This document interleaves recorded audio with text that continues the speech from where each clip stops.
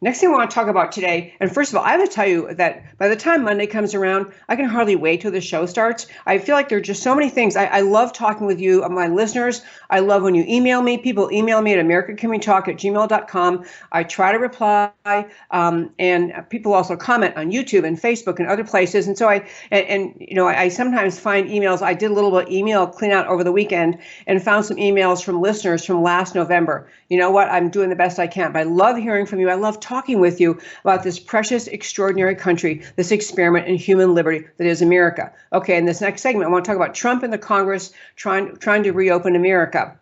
To be really clear, that I mentioned that Steve Moore was talking about federalism this morning, and the basic thing is that the idea of getting guidelines from Washington, which is how we've been going through this crisis. We have Dr. Fauci, Dr. Birx, others giving information, the president and his team, the vice president and his group working on this. They come up with guidelines, but the actual implementing of the standards, the issues, the concerns that the federal government puts in the guidelines really falls onto the states. That's the entire point of our federalist system. The states have the primary power to deal with this crisis and to deal with the policies moving forward to get us out of it. So President Trump issued guidelines. I'm going to guess all of you listening to my show are very tuned into news and already know this, but the president issued guidelines to reopen the economy. And it was the idea that, they're kind of big standards guided by the wisdom of the input from Dr. Fauci, Doctors Fauci and Birx. But, how do we move this forward? When is it okay to reopen the economy? What are the criteria we have to look for so we know we're ready to take the next step in reopening the economy?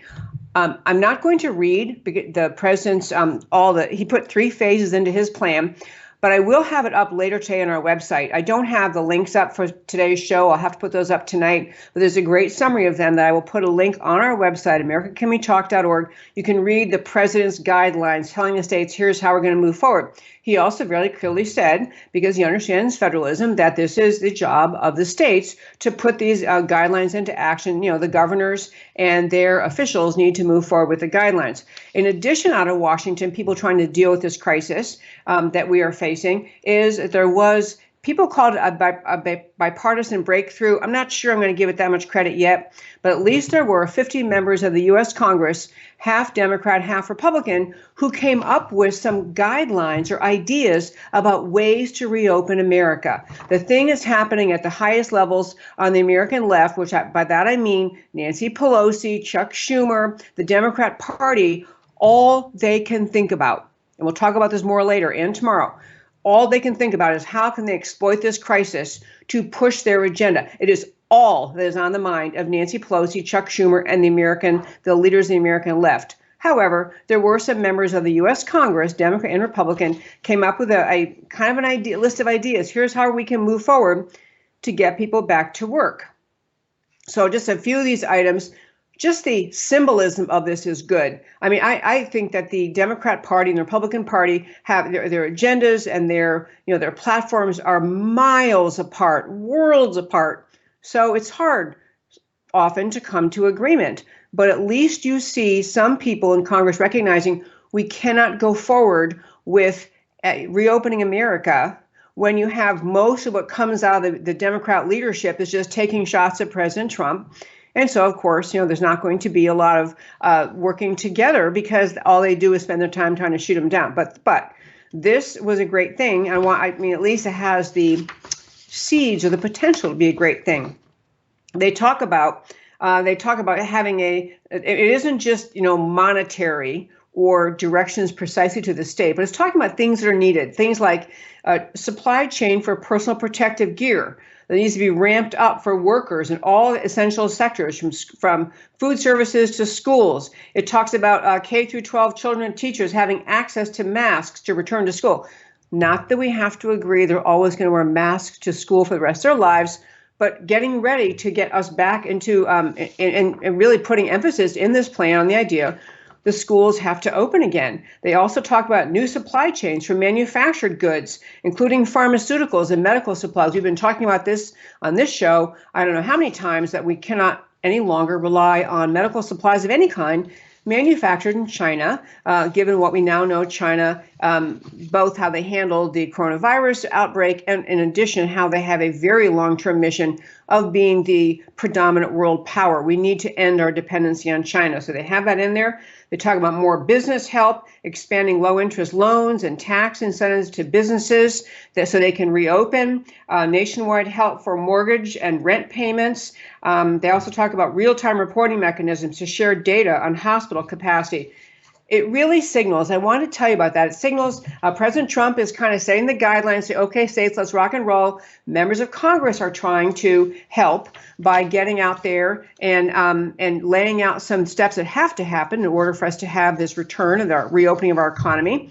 Two other quick things I want to hit in this segment. One is that the governors, we have Lieutenant Colonel Alan West joining us tomorrow. I'm going to talk with him more about this, but to plant the seed, the impetus now is on the governors to look at the situation on the ground in their states, to assess the situation on the ground, figure out where they're going to, how can they reopen, what's the sequence they can manage in their various states. And so you have governors who are very much, they are driven by their political alliances, the political party that they stand with, they represent, but they all have the mission of getting their states reopened. And the difference in how they've reacted, how they plan to move forward is staggering. And so we'll talk about that more. But the states are now recognizing it's our job to get on top of this.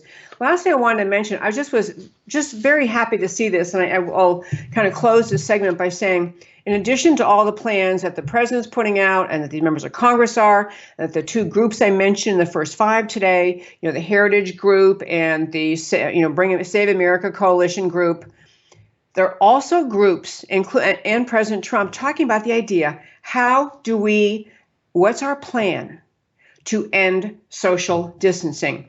And I know some people, this is a very personal thing. I know some of my friends, they may practice social distancing for the rest of their lives. They may. They are very germophobic anyway. I mean, I'm not saying all my friends, but a few people I know, pretty germophobic, don't really like ever, they're pretty cautious about those things. They may always, as a response to the coronavirus, say, I just as soon not come over to your house for dinner. Or can't we just talk on the phone? Let's go ahead and meet by Skype. There'll be people like that, and it's okay. People can handle this and move forward however they want. But the cultural impact on the closeness, the connection that American people are used to feeling with each other. The idea that you have friends for dinner. We're big on that. Just having dinner with friends, great way to talk. It's a great way. My husband and I love doing this with our friends. And this is a cultural thing in this country. We get together. We care about each other. We have big social gatherings. We have in the fall. I mean, it's a huge thing every year when the NFL season comes back and people have football parties and they go to football games in person. They go to basketball, or we have a big basketball family too. So basketball games and watching games and going to games. All of these things are going to be newly looked at in this post-coronavirus world. And I don't mean the virus will be gone, but getting through this first initial reaction we had as a country and saying, okay, we're past the crisis point. We're not through this, but crisis point. How do we get back to acting like people? How do we get back to hugging our friends? How do we get back to shaking hands? Do we just say forever and a day, we'll never do it again? So I like that the president's been talking about this, the idea we have to have a plan too for ending social distancing. Other groups in Washington have put forth plans, like the American Enterprise Institute has one out there. They're moderately right-leaning, just barely right-leaning, but they have one out. The very left-leaning Center for American Progress has one. Another one, Paul Romer wrote one. He's a Nobel Prize-winning economist. Harvard put out one. The Center for Ethics, the Edward J. Safra Center for Ethics put out a one about white papers about how to get back. The point is, we have to be thinking, and this is what I'll close this segment with. We have to get through this problem. We have to take care of our sick. We have to provide for our precious healthcare providers, our doctors and nurses and ambulance drivers and everyone involved in healthcare. But we have to be thinking of America becoming America again. We have to be thinking of America going back to being America. We're going to emerge from this and we're going to be a better, stronger country. But it takes each of us embracing that idea, agreeing with ourselves. We're going to move forward. We're going to reopen economies. We're going to get people back to work. We're going to adjust things we have to adjust. Our supply chains and other things may change in America. The rules we have about who can board airplanes from foreign countries and what they have to do if they come here, if we're not sure about what kind of health problems they are bringing here. But the precious, good American culture must come back. Plan on it, be optimistic, be part of the effort to try to bring it back.